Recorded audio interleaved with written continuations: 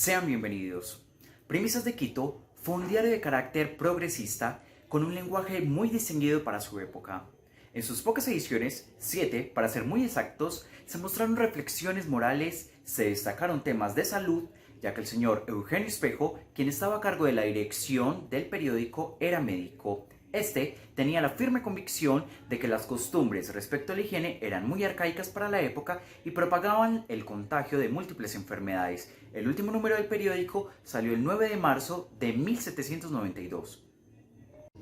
Muchos califican al ejemplar de revolucionario y de con vocación combativa, pero tuvo más bien fundamentos contrarios, buscando el mejoramiento de Quito y tratando de despertar el espíritu resignado de la ciudadanía, que solo esperaba lo que venga por parte de la misma corona española. Primicias fue un diario con un lenguaje muy elitista y muy avanzado para la época, incluso para el día de hoy. El mismo Espejo calificó al pueblo de ese entonces como ignorantes, lo que por supuesto no es un insulto, sino una verdad. Pues dijo en un discurso en 1789 que luego este fue reproducido en el mismo diario mencionado. Muy controversial. Durante su corto tiempo de tiraje, en sus páginas aparecieron reflexiones morales e investigaciones filosóficas muy importantes, además de recomendaciones en algunos temas de la salud, muchos consejos de higiene y buenas costumbres, entre otros temas de la actualidad para la época.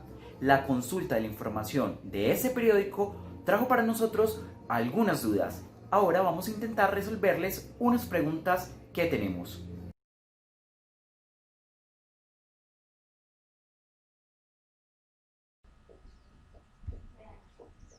¿Cómo se evidencia la característica del utilitarismo en la editorial asignada?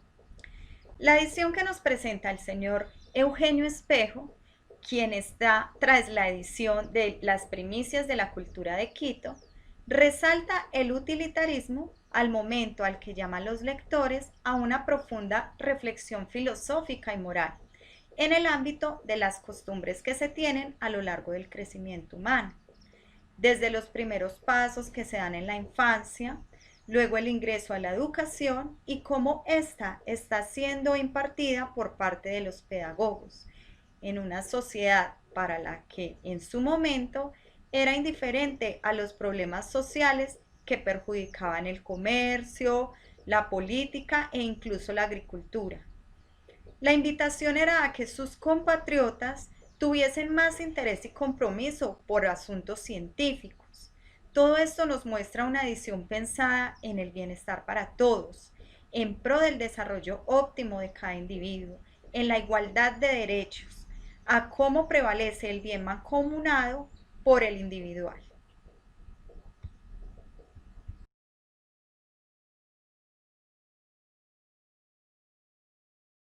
Otro de los puntos muy importantes que nos muestran en el texto es el uso de la racionalidad. Esta se ayuda a entretejer para responder a nuestra pregunta. La racionalidad es esta capacidad humana que permite al ser humano pensar, evaluar y actuar de acuerdo a ciertos principios de optimidad y consistencia para llegar a un punto de satisfacción referente a un contenido o a un tema de comunicación o de información. La racionalidad se caracteriza por buscar los principios y la mejora de la comunicación y de los mismos temas. Uno de los puntos muy importantes que dejan ver el buen funcionamiento de un periódico. Muy bien, ahora para tener una base fundamental acerca de lo que dice el texto, acerca de la observación, les voy a leer un fragmento muy textual acerca de lo que el texto nos muestra. El texto dice: instrucción previa sobre el papel periódico, intitulado. Ahora vamos a ver lo siguiente. A la primera vista que demos sobre la naturaleza del hombre, hallaremos que es dotado del talento de la observación. Eso nos pone como primera característica la confirmación de que la observación está ligada a la cultura y a la misma humanidad. Ahora vemos que las necesidades cercanas obligan a todo momento al hombre a ponerse en ejercicio de la misma. Si el hombre no ve inevitable la necesidad de hacer el uso de esta, la información que le confiere está un poco desligada a la observación que se presenta verdaderamente. Para ir cerrando a nuestra pregunta, utilizaremos dos contextos, el contexto cultural y el contexto literario, los cuales nos van a ayudar a delimitar la cultura que se vivía en el momento y la cultura histórica que se presentaba. Tenemos que tener en cuenta que el contexto cultural iba delimitando muchos de los conocimientos que se tenían para la época. Estos contextos nos los muestra plenamente el periódico. En el momento literario, el periódico utilizaba cierto tipo de relación un poco altruista al momento de descifrar y demostrar los temas, los textos e incluso la información que se tenía para las personas. Este contexto hace al racionalismo mostrar la caracterización de lo real en comparación de múltiples temas que no tienen un contexto lógico para la referencia hacia esta cultura y hacia la referencia para esta doctrina filosófica y esa doctrina de la comunicación y del pensamiento humano.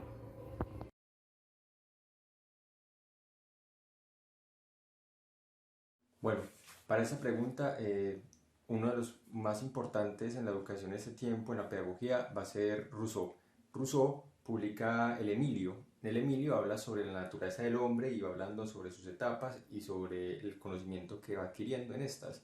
En especial nos importa esta vez la del niño. ¿Por qué? Porque la editorial habla o hace una comparación entre la patria emergente de Quito en ese tiempo y sobre el niño, cómo necesita adquirir la luz, el conocimiento. Entonces, en el periódico nos habla de que el niño es el que va a adquirir el conocimiento y que así es la patria también, pero que esta patria es ignorante porque no está recibiendo el conocimiento o la luz que debería llegarle porque está en uno de los lugares más oscuros de la tierra. Ahí también habría que mencionar a Diderot, que Diderot saca la enciclopedia y la enciclopedia es un compendio de conocimientos para intentar regarlos o que sea un poco más extendido ese conocimiento de conocimientos hasta la época, y un poco el periódico intenta hacer eso también. Él nos comenta de que en el periódico intenta hablar sobre diferentes materias de literatura, historia, matemáticas, etc., con la intención de que el pueblo, ese niño, esa república naciente, creciente, adquiera sus conocimientos.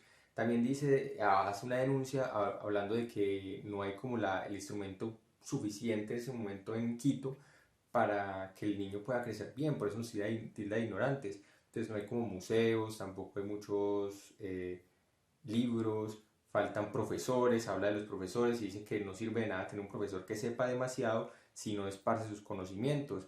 Así hace como una crítica a los demás y los invita a que se junten a la sociedad patriótica de amigos del país de Quito para que juntos puedan como sacar esta editorial adelante.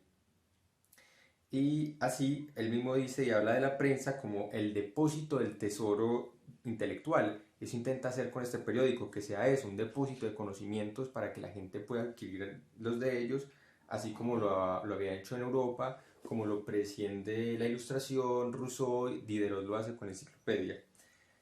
Y eso así como lograr de que el país por fin pueda crecer.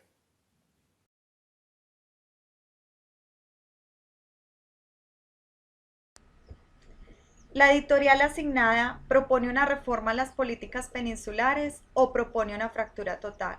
¿Por qué?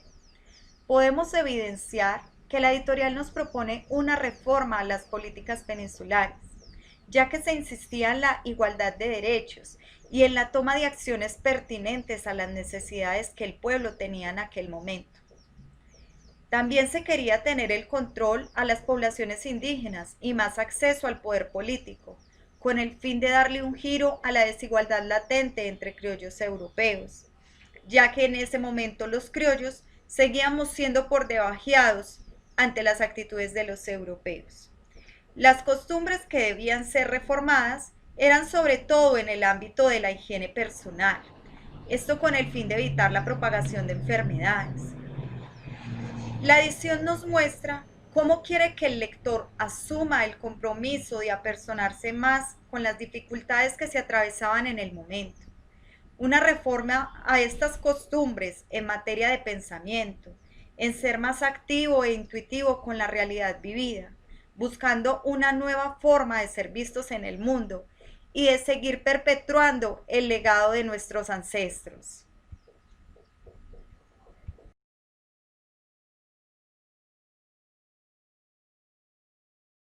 Bueno, el quinto punto se trata de desarrollar los recursos estilísticos o las figuras literarias utilizadas por el autor. Dentro de esta obra encontramos unos recursos bastante marcados y unas figuras literarias bastante reiterativas que al parecer eran muy frecuentes dentro de la época o por lo menos están muy marcadas en este autor. Se pueden notar ciertos recursos de orden semántico y de orden morfológico. En el orden semántico encontraríamos lo que viene siendo la comparación, la metáfora y la alegoría principalmente. Y en el orden morfológico hay uno bastante marcado que sería la enumeración. La comparación se trata principalmente de establecer una relación entre dos ideas o dos palabras que tienen significados iguales o similares para poder hacer más expresiva una idea o de una mayor facilidad de entendimiento. Algo muy similar sucede precisamente con la metáfora.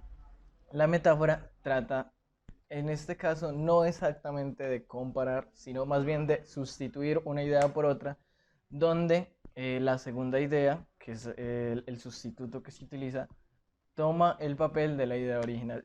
Esto es básicamente lo que sucede con la metáfora. Además de este recurso, también tendríamos lo que es la alegoría. La alegoría se enfoca principalmente en ser una metáfora continua o una serie de metáforas que están conectadas dentro del texto. Y, y por último, tendríamos el recurso morfológico de la enumeración. La enumeración viene siendo la acumulación de sustantivos para poder designar una idea. Este es muy frecuente y muy utilizado aparentemente dentro de la época porque es reiterativo, es un recurso que sucede en muchas partes dentro del texto y es muy interesante el uso que se le da.